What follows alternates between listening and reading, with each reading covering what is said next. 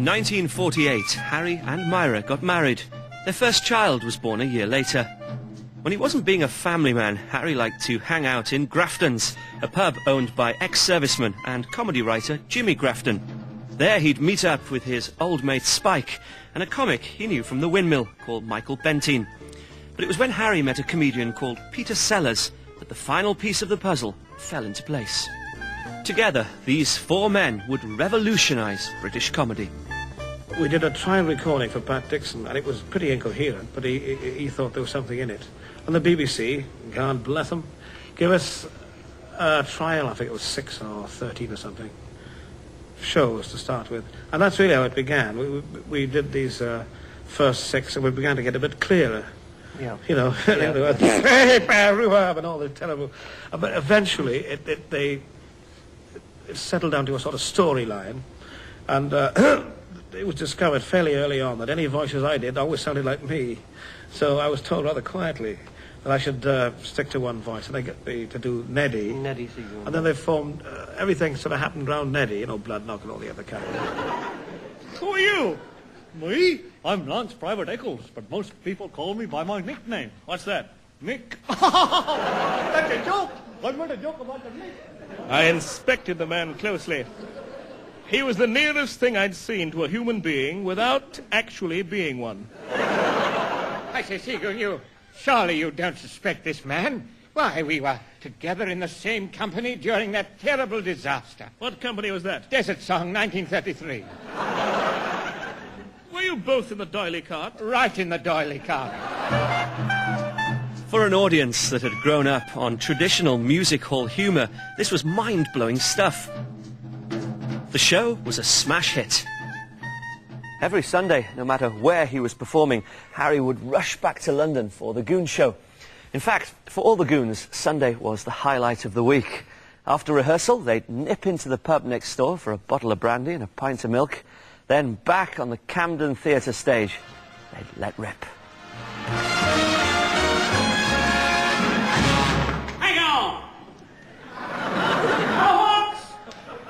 Folks of the world, I'm speaking to you using the new aluminium voice cone projector. I'll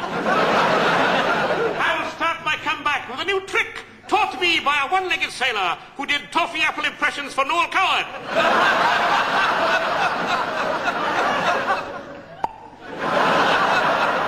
You hear that? The show ran for 9 years and made Harry a household name. During that time, he also continued his successful solo career as both a comedian and a gifted singer. For many years, he hadn't dared take his singing seriously, using it mainly for comic effect.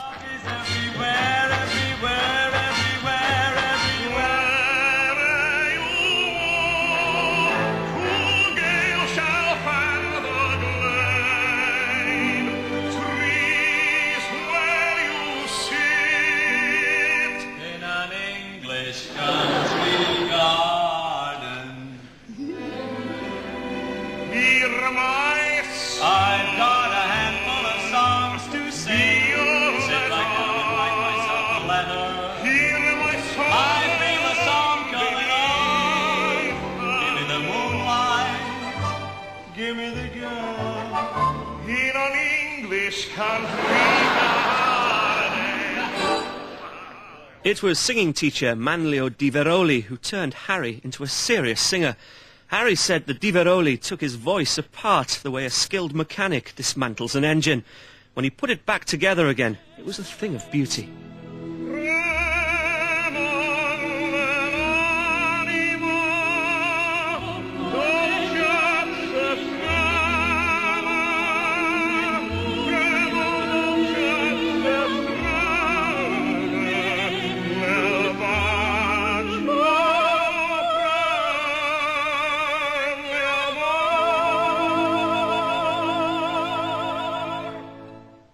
Harry's talent as a singer was to take him to the very top of the charts. It was while he was holidaying in Barbados with composer Wolf Mankiewicz that Harry mentioned an idea he had for a musical, based on the Dickens novel The Pickwick Papers. Mankiewicz liked it. He set about writing Pickwick, and in the process created a star role for Harry. Pickwick was a big challenge for Harry. For the first time, he had to step out of his music hall persona and really act. When the first night of the show's American tour was met with rapturous applause, Harry cried more than he ever had before in his life. If I ruled the world, every day would be the first day of spring. Every heart would have a new song to sing, and we'd sing of the joy every morning would bring. If I ruled the world, every man would be as free as a bird. Every voice would be a voice to be heard. Take my word, we would treasure each day that occurred. If I Ruled the World was a #1 hit for Harry. During the 1970s, he enjoyed one success after another, blending music and comedy in TV shows that attracted millions of viewers.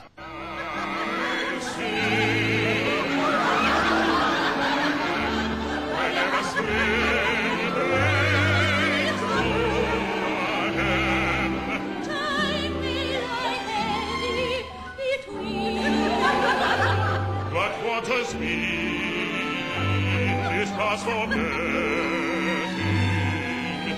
This sweet While his solo career went from strength to strength, Harry still found time for the odd reunion with old friends. It was in the month of December, and in the year of 1883, that the monster whale came to Dundee, resolved for a few days to sport and play, and devour the small wee fishes in the silvery tea.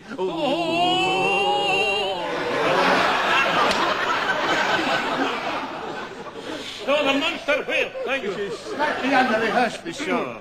So the monster whale did sport and play amongst the Go on, keep going. innocent little fishes in the beautiful tea, until he was seen by some men one day, and they resolved to catch him without delay.